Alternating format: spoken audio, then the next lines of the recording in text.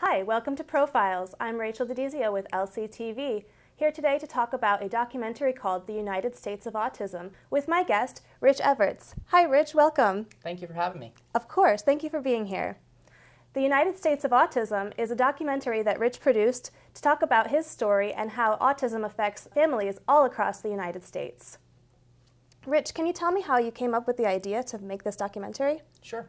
Back in the fall of 2009, my wife and I sat down and we started talking about different ways to be able to help the autism community throughout our area. And originally we were just going to do a small documentary up in the Northeast, maybe visit a couple of families and just do a standard fare documentary.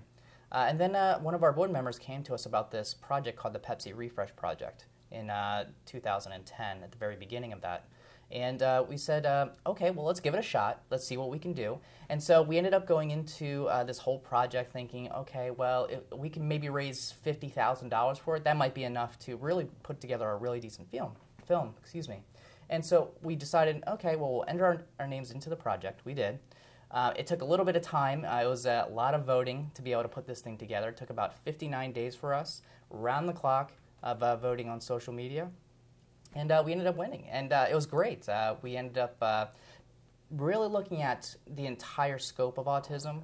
We wanted to be able to make a film that represented the demographics of the autism community as well as America, and that's really how we came together with this. My wife, she does a lot of work with underrepresented communities here in Pennsylvania, and that was also something that we wanted to put into the documentary. So there were a lot of ideas that were floating around. The opportunity just kind of came up, and we put it together. And so once you found out that you won the Pepsi Refresh Project, how did that change the scope of the film? Well, I mean, the difference between using your, a small $3,000 or $4,000 and then somebody pitching in some of your own money and then having $50,000 to put something together it's quite clear that, it's a huge difference. And so the Pepsi Refresh Project really gave us a lot of visibility. We're able to reach a lot more people across the country. We were able to get a crew of 4 people around America in a little minivan. It was a crew of 4. It was very small, and yes, it was a long and very difficult trip, but we did do 11,000 miles in 40 days, and it was a lot of fun. And, we were able to do a lot of the post here. I mean, really, $50,000 covered almost the entire making of this film, all the way through distribution. That's fantastic. Yeah. And so during the filming, were you personally there? Oh yeah, absolutely. I mean, during the filming, the 4 of us would go out to each of the families. Sometimes we'd split up, but usually it was the 4 of us with each family, shooting everything, whether it be the interviews, some of the B-roll footage, everything like that. And it was great. We really got to know the families. We got to really become a part of their lives almost for at least a day and a half, and to really get an idea of what life was like. It was amazing. We made a lot of great new friends. It's been great now that the film is out. We've been able to go back and see some of these people and how they've grown. Wonderful. How many families were there, and how did you find them to participate in the film? Well, we had 21 families and individuals finally make it into the film. It was a long process. We had about 100 applications or so, somewhere in that range. And, we had to narrow it down. Like I said earlier, we wanted to really break down the demographics of America and also the entire autism spectrum. So we have everybody in the spectrum, more severe children to high-functioning Asperger's, and everyone in between. We wanted to be able to pull that together. And at the same time, we wanted a representation of America. So we wanted to be able to pull together people who, from all the socioeconomic classes, major religions, ethnicities, races, all those things. We wanted to be able to pull those together and to show how autism affects everyone. And so we whittled that initial list down. We sent out application requests through Twitter, Facebook, social media. Large organizations put them out there. That's where we got those. Okay. And we narrowed it down to about probably about 30 or 40 people. And then we had to pinpoint exactly how we could get to these people. That was the challenge. How could we fit, out of those 30, how could we fit them in a trip around the country in 40 days? Right. And sometimes the scheduling just didn't work, or this didn't work and that didn't work. And so we finally narrowed it down to about 20 people. And it was a lot of fun once we got that list down. We had about 30 days to plan the entire trip, then hotels, permits, everything like that. We were off. Great. And after the filming was finished, how long did it take to edit this project? Okay, well, editing's a whole other beast. What ended up happening was that we got about 100 hours of footage. which is quite a lot in the grand scheme of things for this kind of film. And so we had to go through and transcribe all the interviews. We had to, organize all the footage. We had to take the story and change it around a little bit. One of the things that people don't understand a lot of the times with these kind of films, it's not a scripted story. And so often when you go out there, you have a plan of how things are going to work, but things don't always work that way. Right. And so you got to be able to adapt to a story as you move along. And so we actually got a kind of a different story as we went out than what we had initially planned. So we had to take that new story and develop it and figure out, okay, well, how does that work? How do these dynamics work with everybody and the overarching themes? And, it took I would say it took about 3,000 hours of Wow. editing before it was done. And that includes things like, you got to clean up your sound and color. And, Yes. We had some special effects and things in there as well. So these are things that we all had to put together to bring the film to fruition. Wonderful. And how did you handle the translation for the foreign speakers? Okay, well, that was interesting. It was funny because while we were doing the actual recording of people, I had to have a translator on set because I had to interview them, ask them a question, have it translated. They gave their answer, and it was translated back to me. And so it was a long process to do that. When we went into the editing room, it was a little bit easier because we transcribed the entire thing into another language with time markers and stuff like that to really get an idea of what they said. And we wanted to make sure that we captured it as exactly as we could. So we were very diligent about that. And how many different languages were used in this film? Well, there are 5 languages that ended up being in the film. There was English, Spanish, Chinese, Korean, and a little Arabic as well. Okay. Right now, we're going to take a look at a clip from the United States of Autism. Sam is 8. He was diagnosed with autism at the age of 26 months. He is a prime example of regressive autism. He lost his language. He became unresponsive, disconnected. We didn't know what it was called then, but he stimmed a lot, bouncing balls across the linoleum for hours at a time, watching balls spin. He was just he was there, but he wasn't there. Welcome back to Profiles. I'm Rachel DeDizio with LCTV, here today talking about the documentary The United States of Autism with my guest, Rich Everts. Hi, Rich. Hello. And this segment, we're going to talk about autism and what we can learn from autism, how Rich has interacted with autism, and where we can find more resources for help. Rich, can you tell us a little bit about how you became involved with autism? Sure. My son was diagnosed with autism a few years ago now, back when he was 2 years old. And there wasn't much resources out here in Lancaster at that time, so we did a lot of searching and we did a lot of work to try to find things that would help him. And then, through all of that research and those things that we'd done, we decided to start a foundation back in 2005 to be able to help families really find out more information here locally. There's some national information, but nothing in this area. And so when we started doing that, we found that people started gravitating to us, and then just kind of moved on from there. And what is this foundation called? Well, the foundation itself is called the Tommy Foundation, named after our son, Thomas. And we got established back in 2005, and it was just a small, homegrown organization back then. And we really decided to, try to do something with it. We wanted to be able to help families as they came in, because we realized all of a sudden, hey, there's a lot of families out there like us. And, Tommy really inspired us to reach out to them and to try to bring everybody together. And what are some of the services that the Tommy Foundation offers? Well, the Tommy Foundation is a great way to be able to connect with people and find out information about what's going on locally. The Tommy Foundation, we hold a huge event every year called the Edge of Autism Festival. It's every April. And we have a walk and a 5K and everything. And we really enable families to come together. We offer support groups, college internship programs, things like that, to be able to allow people to find out what's available, and then we can get people into those services and help them get the help they need. Okay. And for those who aren't so sure about what autism is, what can you tell us about the condition? Well, autism is a neurobiological condition. It's been diagnosed using something called the DSM, which is a diagnostic criteria used by the mental health industry. And essentially it's social deficits in a lot of areas. There's a whole list of traits, behavioral traits, that people can have. Some of the things that they'll talk about if you're looking about your child possibly having autism is, looking at Do they look you in the eyes when they talk? Do they have language? Do they play socially appropriately with other kids? Do they point? Any deficits in some of these areas could be a sign that your child might be worth getting a diagnosis for, or at least getting them evaluated, and you'll have an answer. I see. And what are some of the treatment options that are available? Well, it depends. It depends on the diagnosis. Autism often is accompanied by comorbid diagnoses, so other medical conditions that are involved with it.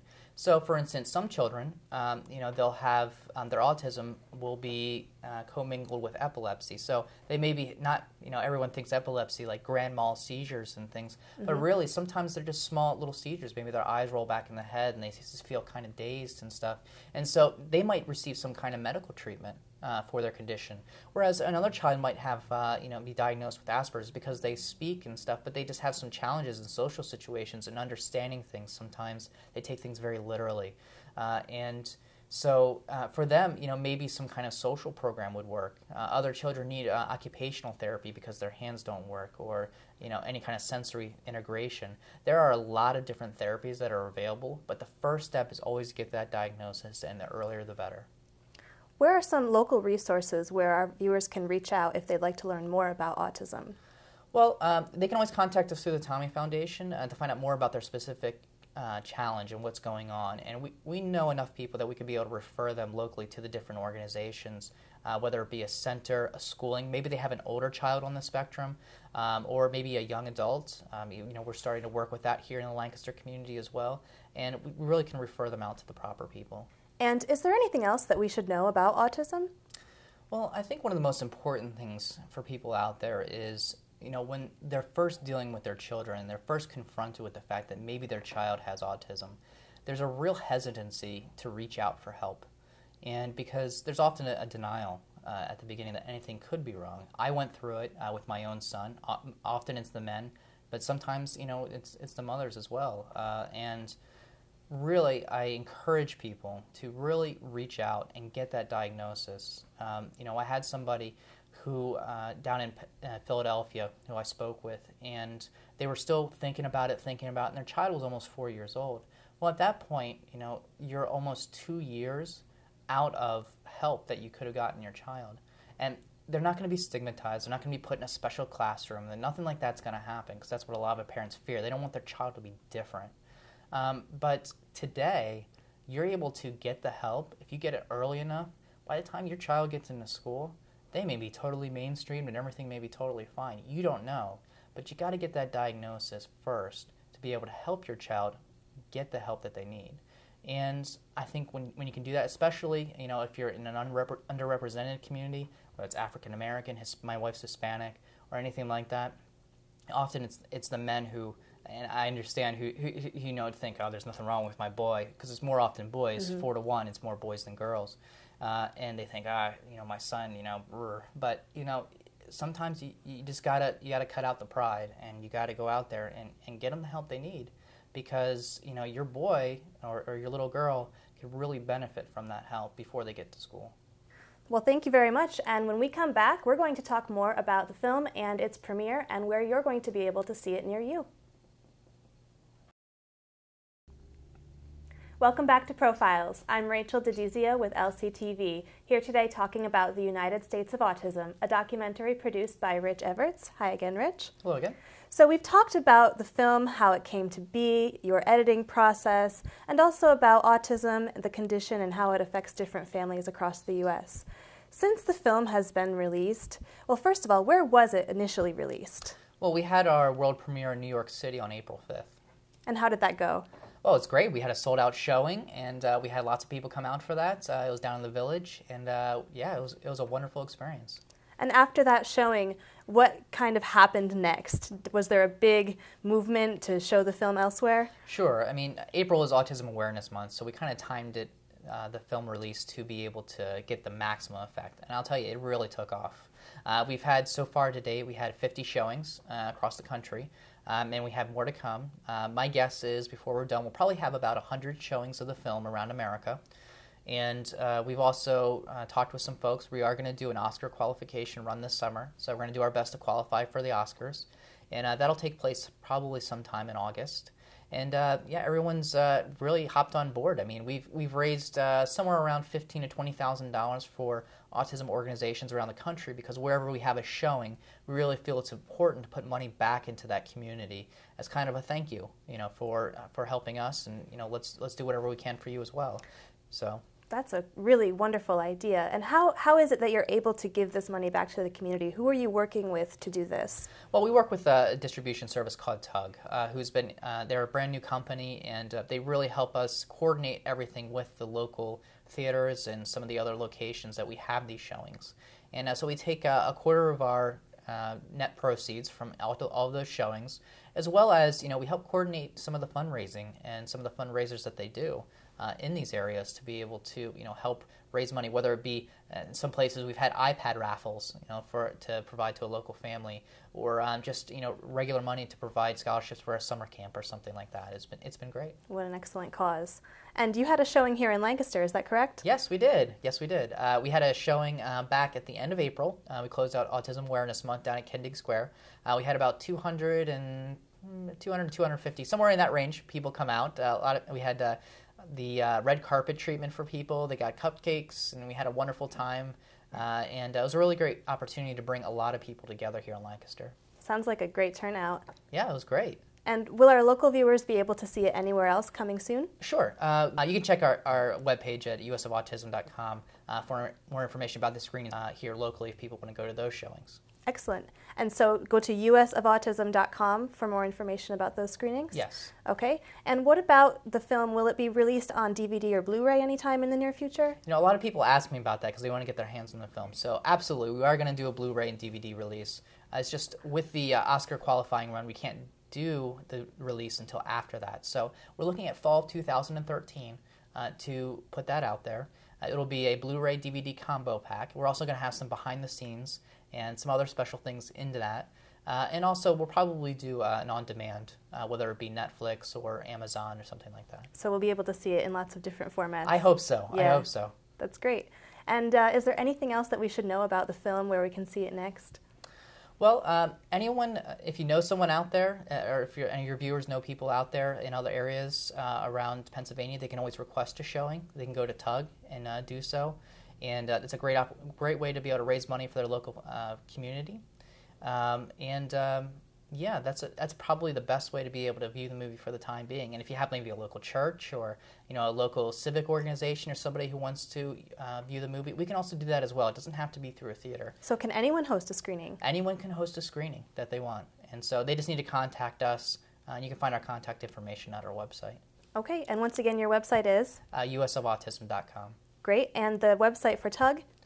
Is tug.com, and you can just search for the United States of Autism. Very good. Rich, thank you so much for being here today to talk about the United States of Autism. We really appreciate it. Perfect. Thank you very much.